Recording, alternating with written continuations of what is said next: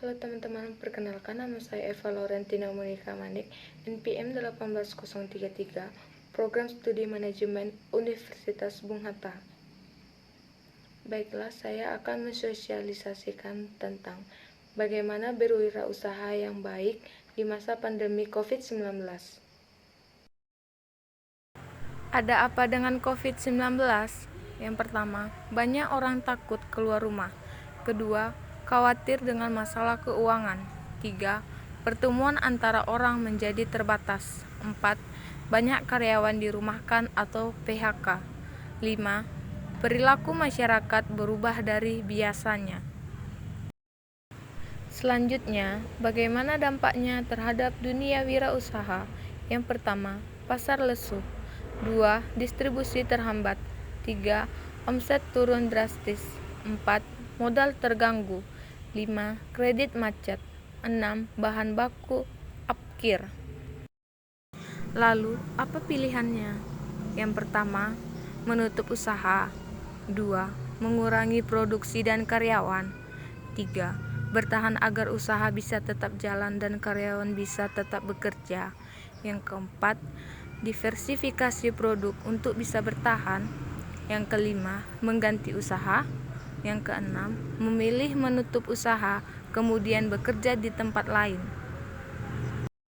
Lalu, apa yang harus dilakukan untuk bertahan di masa pandemi COVID-19?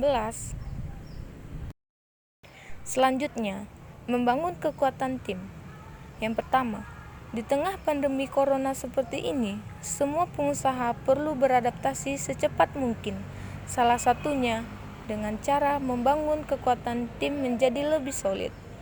Yang kedua, dengan memiliki tim yang solid, maka segala beban dan kesulitan menjadi lebih ringan dan akan lebih mudah diatasi. Selanjutnya ada mengatur cash flow atau arus kas. Intinya, kurangi pengeluaran yang tidak mendesak atau tidak penting.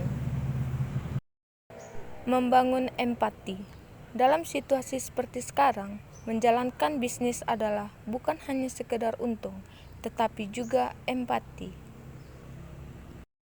Selanjutnya, sumber permodalan. Yang pertama, pendanaan dari bank dengan bunga rendah. 2. Koperasi. 3. Lembaga keuangan non-bank dengan bunga terjangkau. 4. Lembaga-lembaga BUMN dan swasta dalam bentuk pinjaman bergulir dari dana CSR. 5. Dukungan atau program stimulus pemerintah. Jika modal menipis, bagaimana?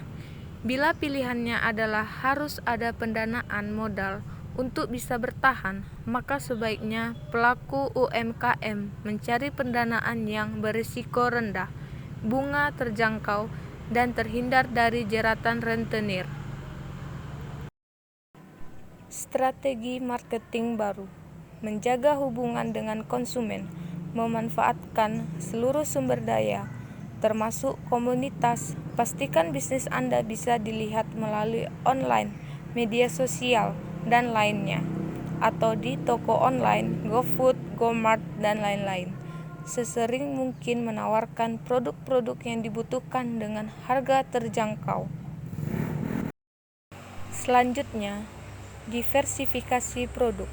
Dalam situasi pandemi COVID-19, di mana hampir semua usaha terjadi penurunan omset, tapi ada beberapa bisnis mendapat banyak keuntungan dari hasil penjualan produknya. Apa itu? Contohnya menjual masker. Selanjutnya, bisnis di masa pandemi. Contohnya bisa bisnis alat-alat kesehatan, bisnis makanan atau minuman sehat dan sembako, bisnis obat-obatan dan produk suplemen, bisa bisnis buah-buahan, sayur mayur, perikanan, peternakan, dan lain-lain. Dan bisnis jamu herbal dan bisnis berbasis hobi. Peka momentum. Penting. Dalam situasi seperti sekarang, menjalankan bisnis adalah bukan hanya sekedar untung, tetapi juga menyediakan apa yang dibutuhkan oleh konsumen atau pasar. Selanjutnya, rencanakan dan kerjakan.